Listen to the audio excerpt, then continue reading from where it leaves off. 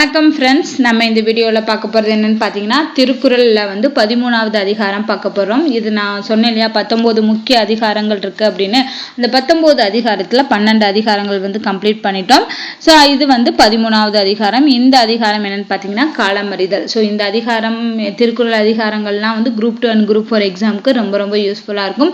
So group 2 group 4 எக்ஸாமுக்குரிய notification கண்டிப்பாக கூடிய சீக்கிரம் ஆகஸ்ட் ஸ்டார்டிங்லேயே நமக்கு வந்துடும். ஸோ அதுக்கான ப்ரிப்பரேஷன்ஸ் ஸ்டார்ட் பண்ணுங்க. இது வரைக்கும் பண்ணல, இது வரைக்கும் திருக்குறள் பார்க்கல அப்படின்னா, திருக்குறள் அப்படிங்கிற பிளேலிஸ்ட் லிங்க் இருக்கு, அதை நீங்க கிளிக் பண்ணி அதில் இருக்கக்கூடிய விளக்கங்கள் எல்லாத்தையுமே நீங்க பார்க்கலாம். ஸோ இதுல நம்ம பார்க்க போறது காலமறிதல் அப்படிங்கிற அதிகாரம். ஸோ காலமறிதல் அப்படின்னா என்னன்னா, ஒரு செயலை நம்ம செய்யணும் அப்படின்னா அதுக்கேற்ற காலத்துக்காக வெயிட் பண்ணி அந்த காலத்துல மட்டும் செஞ்சாதான் அது என்ன ஆகும், நல்லது கிடைக்கும். ஸோ அந்த மாதிரி நம்ம ஒரு காரியம் பண்ண போறோம்னா அதுக்கான நேரம், அதுக்கான இடம், இது எல்லாத்தையுமே பார்த்து தான் செய்யணும் அப்படிங்கிறதான் இந்த காலமறிதல் அப்படிங்கிற அதிகாரம். ஸோ இதுக்காக திருவள்ளுவர் 10 பாடல்கள் சொல்லியிருக்காரு. அதுதான் என்னன்னு முதல் குறள் பார்த்தோம் அப்படின்னா, பகல் வெல்லும் கூகையை காக்கை இகழ் வெல்லும் வேந்தற்கு வேண்டும் பொழுது. பகல் வெல்லும் கூகையை காக்கை, அதாவது பகல்ல கூகையை காக்கை வென்று விடுமா. கூகை அப்படிங்கிறது என்னன்னு பார்த்தீங்கன்னா, ஆந்த மாதிரியான ஒரு கோட்டான் அப்படிங்கிற ஆந்த வகையை சார்ந்த ஒரு பறவை. ஸோ இது ஆந்தை அப்படிங்கிறதுனால பகல்ல கண்ணு தெரியாது இல்லையா. ஸோ அது எவ்வளோதான் வலிமையான ஒரு பறவையா இருந்தாலும், கோட்டான் வலிமையான பறவையா இருந்தாலும் அதுக்கு பகல்ல கண்ணு தெரியாது. ஸோ அந்த டைம்ல அதை எது வென்று விடும், அதை விட வலிமை குறைந்த காக்கை வென்று விடும். ஸோ அது மாதிரி இகழ் வெல்லும் வேந்தருக்கு வேண்டும் பொழுது. அது மாதிரி ஒருத்தர் ஒரு மன்னரோ இல்ல அரசரோ பகைவனை வெல்லணும் அப்படின்னு நினைச்சானா அதுக்கேற்ற காலம் வரும் வரை பொறுத்திருந்து அந்த காலம் அறிந்து செயல்பட்டார் அப்படின்னா பகைவரை ஈஸியா வென்றிடலாம் அப்படிங்கிறதா முதல் குறள். ஸோ இது போல அப்படின்னு வந்ததுனால கண்டிப்பா இது ஓமை அணியா தான் இருக்கும். பகல் வெல்லும் கூகையை காக்கை இகழ் வெல்லும் வேந்தருக்கு வேண்டும் பொழுது. ஸோ பகல்ல தன்னை விட வலிமையான கோட்டான கூட காக்கை வென்று விடும். அது மாதிரி வேந்தன் பகைவனை வெல்ல கருதுறான் அப்படின்னா அவன் அதுக்கான காலம் அறிந்து செயல்பட வேண்டும் என்பதுதான் முதல் குறள். இரண்டாவது குறள் என்னன்னு பாத்தீங்கன்னா, பருவத்தோடொட்ட ஒழுகல் திருவினை தீராமை யார்க்கும் கயிறு. பருவத்தோடொட்ட ஒழுகல் திருவினை தீராமை யார்க்கும் கயிறு. காலத்துக்கு ஏத்த மாதிரி இந்த காலத்துலதான் இந்த செயலை செய்யணும் அப்படின்னு நம்ம என்ன பண்ணணும், காலத்தை அறிந்து செயல்பட்டோம் அப்படின்னா திருவினைங்கிறது இங்க செல்வத்தை குறிக்குது. செல்வத்தை தீராமைனா அந்த செல்வம் அழியாமல் காக்கக்கூடிய யார்க்கும் கயிறு, அந்த செல்வத்தை அழியாமல் கட்டி நிற்கக்கூடிய கயிறு தான் அந்த காலத்துக்கு அறிந்து செயல்படக்கூடிய செயல். ஓகேவா, அதைத்தான் இப்படி சொல்றாங்க. காலத்திற்கு பொருந்திய செயலை மேற்கொள்வதே செல்வத்தை நீங்காமல் நிற்குமாறு கட்டும் கயிறு. அதான் பருவத்தோடொட்ட ஒழுகல். பருவம்னா காலம், காலத்திற்கு ஏற்ற மாதிரியான செயலை நம்ம செய்யணும். அப்படி செஞ்சோம் அப்படின்னா அதுதான் திருவினைங்கிறது செல்வம், செல்வத்தை தீராமல் நீங்காமல் நிற்குமாறு கட்டக்கூடிய கயிறு, யார்க்கும் கயிறு. அடுத்து மூன்றாவது குறள், அருவினை என்ப உழவோ கருவியார் காலம் அறிந்து செய்யின். அருவினை என்ப உழவோ கருவியார் காலம் அறிந்து செய்யின். நம்ம தகுந்த கருவிகளோடு இப்போ ஒரு செயல் செய்ய போறோம்னா அதுக்கான கருவிகளோடு காலம் அறிந்து நம்ம செயல்படணும். அப்படி செயல்பட்டோம் அப்படின்னா அதுதான் நம்ம செய்யக்கூடிய செயல்கள்ல மிகச்சிறந்த செயலா இருக்கும். மற்ற செயல்கள் எதுவுமே வேற எதுவுமே இல்லை அப்படின்னு சொல்றாங்க. ஸோ அருவினை என்ப உழவோ, அதுக்கு என்ன அர்த்தம் அப்படின்னா செய்தற்கரிய செயல் எதுவுமே இல்லை அப்படிங்கிறதா அருவினை என்ப உழவோ அப்படிங்கிறதுக்கான அர்த்தம். கருவியார் காலம் அறிந்து செய்யும். ஸோ நம்ம ஒரு செயலை செய்யணும்னா அதுக்கான கருவிகளோடு, தகுந்த கருவிகளோடு காலத்தை அறிந்து செய்யணும். அப்படி செயல்பட்டோம் அப்படின்னா அதுதான் செய்தற்கரிய செயல்கள், அது தவிர வேற எதுவும் இல்லை அப்படிங்கிறது சொல்றாங்க. நாலாவது குறள் என்னன்னு பாத்தீங்கன்னா, ஞானம் கருதினும் கைகூடும் காலம் கருதி இடத்தார் செய்யின். ஞானம் அப்படின்னா உலகம். ஓகேவா, ஞானம் கருதினும் கைகூடும். நம்ம நினைச்சா இந்த உலகம் கூட நம்ம கைவசம் வரும். எப்ப அப்படின்னா காலம் கருதி இடத்தார் செய்யின். காலம் அறிந்து தகுந்த இடத்திற்கேற்ப நம்ம செயல்களை செயல்பட்டா இந்த உலகத்தையே கூட நம்ம வசம் கொண்டு வரலாம் அப்படிங்கிறதான் இந்த குறளோட அர்த்தம்.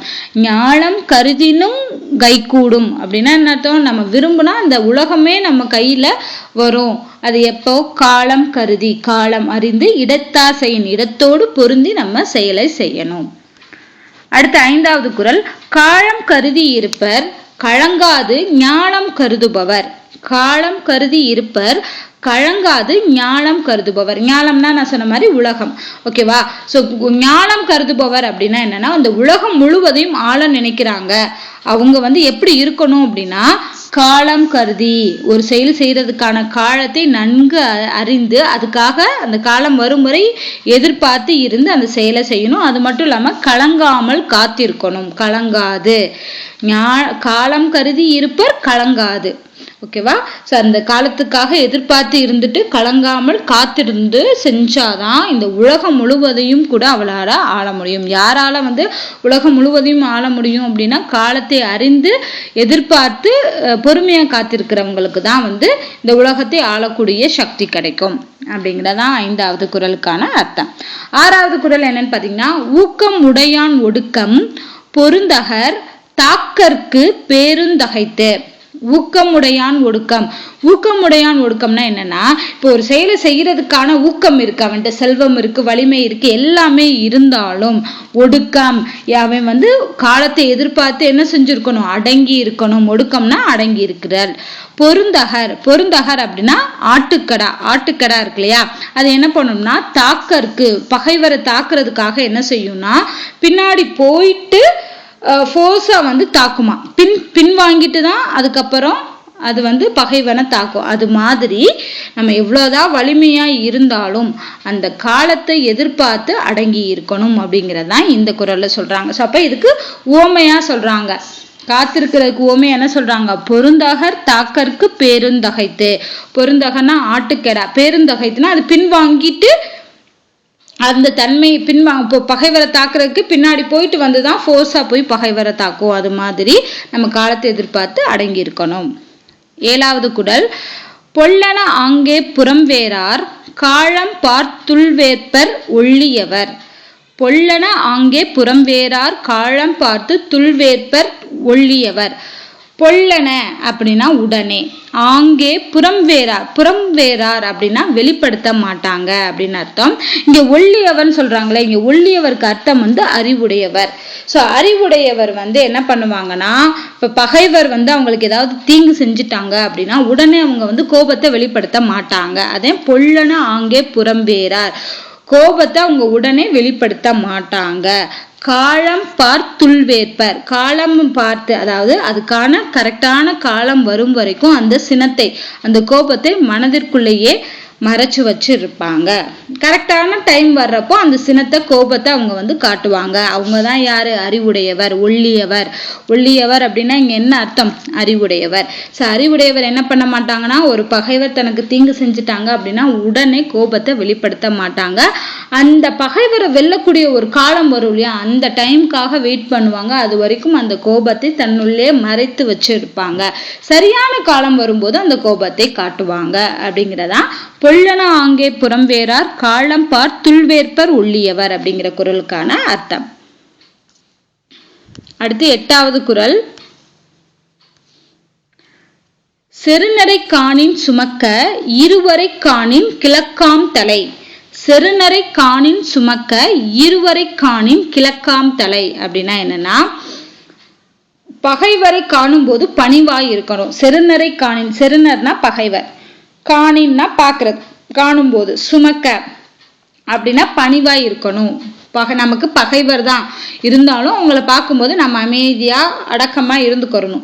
இருவரை காணின், இருவரை அப்படின்னா என்ன? முடிவு காலம். அந்த பகைவருக்கான முடிவு காலம் வரும்போது எல்லாமே தலைகீழா மாறிடும். அதான் கிழக்காம் தலை. இங்க கிழக்காந்தலை அப்படிங்கிறது எதை சொல்லணும்னா தலைகீழா மாற்றம் அடைஞ்சிரும், அவனோட நிலையே மாறிடும். நம்ம போய் அவனை வந்து திருப்பி அடிக்கணும், பகைவனை வந்து திருப்பி அடிக்கணும்னு கிடையாது. அவனுக்கான முடிவு காலம் வரும்போது அவனோட நிலையே தலைகீழா மாறிடும் அப்படின்னு சொல்றாங்க. ஸோ செருநரை காணின் சுமக்க, செருநர்னா பகைவர், பகைவரை காணும் போது பணிவா இருக்கணும். அவனுக்கான இறுதி காலம் இருவரை அப்படின்னா அவனுக்கான முடிவு காலம் வரும்போது கிழக்காம் தலை, கிழக்காம் தலைனா தலைகீழாக அவனோட நிலை மாறிவிடும். அடுத்து 9வது பாடல். எய்தற்கரிய தியைந்த கால் அந்நிலையே செய்தற்கரிய செயல். எய்தற்கரிய தியைந்த கால் அந்நிலையே செய்தற்கரிய செயல். எய்தற்கரிய அப்படின்னா கிடைத்த நமக்கு ஒரு அரிய வாய்ப்பு கிடைக்கும் போது, ஒரு அரிய வாய்ப்பு நமக்கு கிடைக்குது அப்படின்னா அந்த வாய்ப்பை என்ன பண்ணணும், பயன்படுத்தி கொள்ளணும். அப்பதான் நம்ம செய்தற்கரிய செயல்களை செய்ய முடியும் அப்படின்னு சொல்றாங்க. அந்நிலையே செய்தற்கரிய செயல். நம்ம ஒரு செயலை செய்யறோம் அப்படின்னா அந்த இதுக்கான காலம் என்பது என்னன்னா நமக்கு கிடைக்கக்கூடிய வாய்ப்பை நம்ம அந்த காலத்துல பயன்படுத்திக்கிற வேண்டும். அதைத்தான் இந்த குறள்ல சொல்லியிருக்காங்க. செய்தற்கரிய தியைந்த கால் அப்படிங்கிறது இதுதான் அர்த்தம். ஏய்ந்த கால்னா கிடைத்த போது, ஒரு வாய்ப்பு நமக்கு கிடைக்கும் போது அதை பயன்படுத்த வேண்டும்.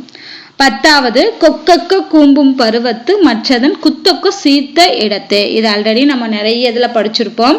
கொக்கு என்ன பண்ணும் அப்படின்னா கொக்கு வந்து தண்ணியில இருக்க மீன் இருக்கு இல்லையா, அது வர்ற வரைக்கும் பொறுமையா அமைதியா உட்காந்து காத்துக்கிட்டே இருக்குமா.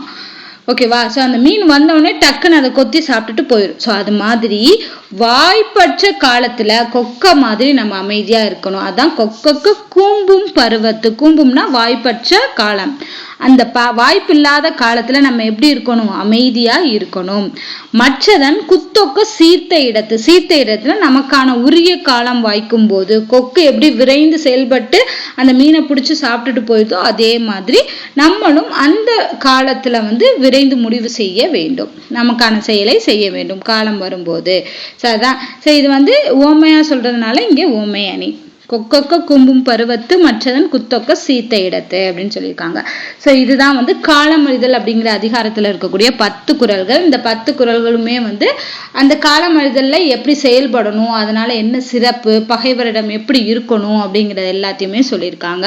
ஸோ இதே மாதிரி இன்னும் பார்த்தீங்கன்னா இன்னும் 6 அதிகாரங்கள் இருக்கு. 6 அதிகாரங்கள் படிச்சிட்டோம் அப்படின்னா 19 அதிகாரங்களை கம்ப்ளீட் பண்ணுவோம். ஸோ திருக்குறள் அப்படிங்கிற பெரிய அந்த யூனிட்ல வந்து நீங்க 19 அதிகாரங்கள் படிச்சுட்டாலே ஒரு 70-80% வந்து கம்ப்ளீட் பண்ண மாதிரி ஆயிரும். ஓகேவா. அதனால இதுக்கு முன்னாடி உள்ள அதிகாரத்தை எல்லாம் படிச்சுட்டு அதுக்கப்புறமா இந்த அதிகாரங்கள் படிங்க. வேற ஏதாவது டவுட் இருந்துச்சு அப்படின்னா கமெண்ட் பண்ணுங்க. இந்த வீடியோ உங்களுக்கு பிடிச்சிருந்தா லைக் அண்ட் ஷேர் பண்ணுங்க. நன்றி.